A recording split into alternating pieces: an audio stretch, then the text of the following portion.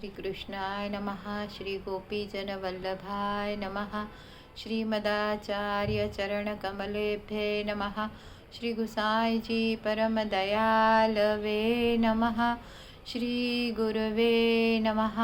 અપને માથે બિરાજતા સેવ્ય સ્વરૂપાય નમઃ. સર્વ વૈષ્ણવને જય શ્રી કૃષ્ણ.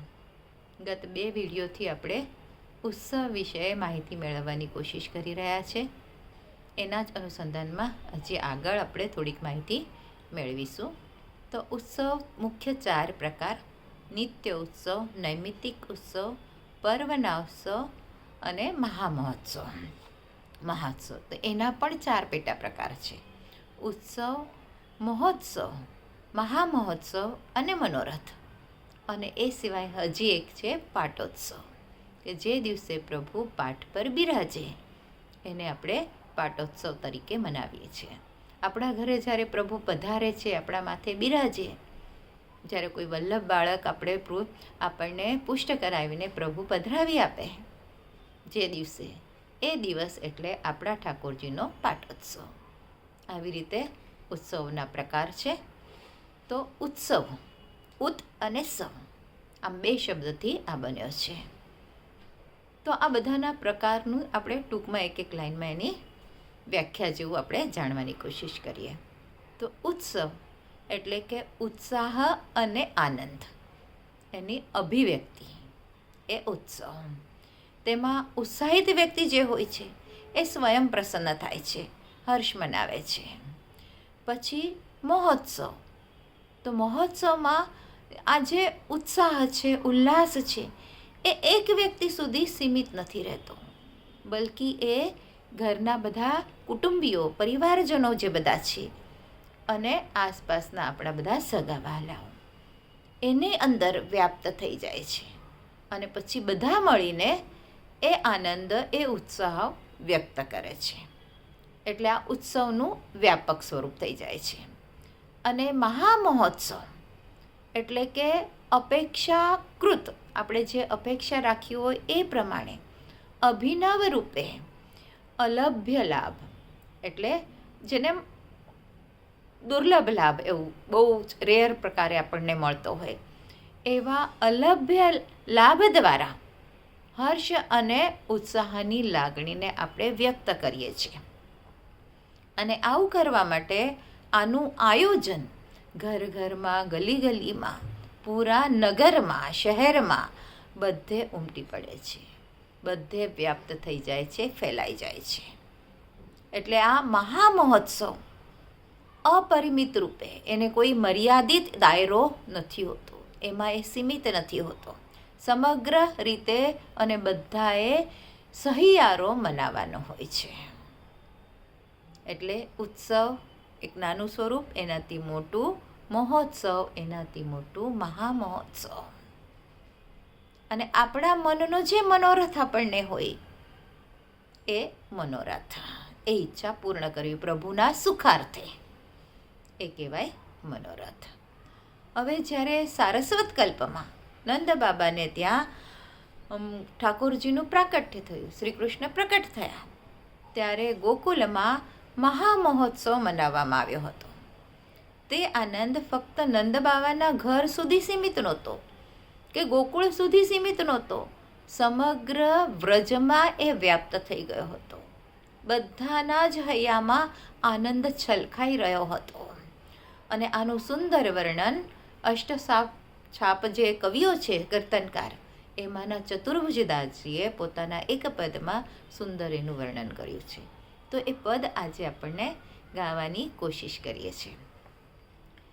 મહામહોત્સવ શ્રી ગોકુલ ગામ, મહામહોત્સવ શ્રી ગોકુલ ગામ. પ્રેમ મુદિત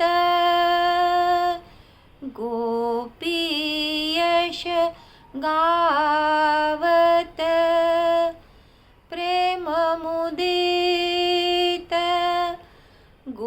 ગોપીયશ ગાવત. श्याम सुंदर को ले नाम। महामहोत्सव श्री गोकुल गाम। जहाँ तहाँ लीला अवगाहत, खीरक खोर दधी मंथन ठाम। करत कुलाहल निश अरुवासर, करत कुलाहल निशि अरुवासर। आनंद में बीतत सब याम। महामहोत्सव श्री गोकुल गाम।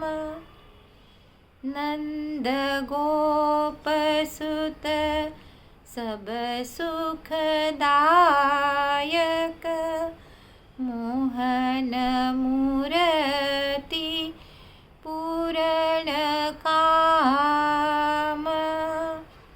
चतुर्भुज प्रभु गिरिधर आनंद निधि। चतुर्भुज प्रभु गिरिधर आनंद निधि। सखी स्वरूप शोभाभिराम।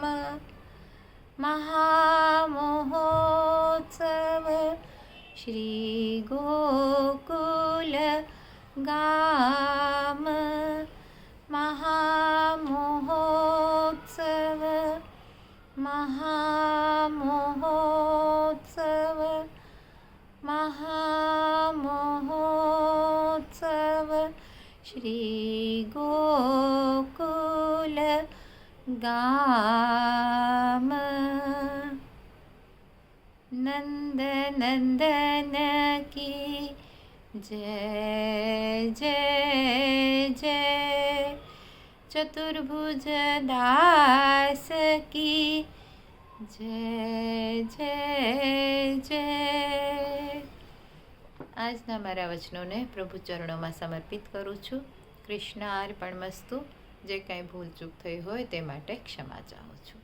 સર્વેને જય શ્રી કૃષ્ણ.